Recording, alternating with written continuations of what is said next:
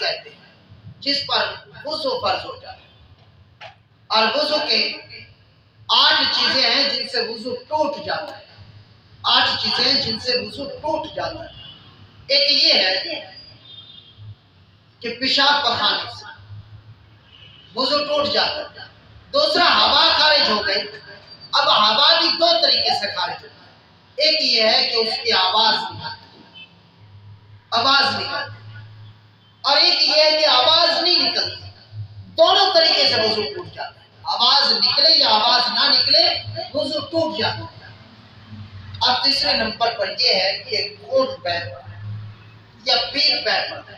اب خون نکلا، وہ تھوڑا سا اپنی جگہ سے ہل گئے، یا پیپ نکلی تھوڑا سا اپنی جگہ سے ہل گئے، اب اس پر بھی وضو فرض ہو جاتا ہے، اس پر بھی وضو فرض۔ مجنون ہو گیا، دیوانہ ہو گیا، بے ہوش ہو گیا، تو اس پر بھی وضو فرض ہو جاتا ہے۔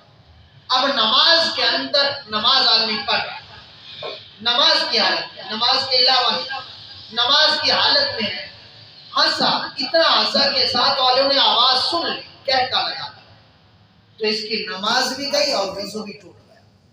اب وضو بھی ٹوٹ گیا، اب جب وضو ٹوٹ گیا ہے تو پھر اس پر وضو فرض ہے۔ اب یہ چیزیں جن سے وضو ٹوٹ جاتا ہے،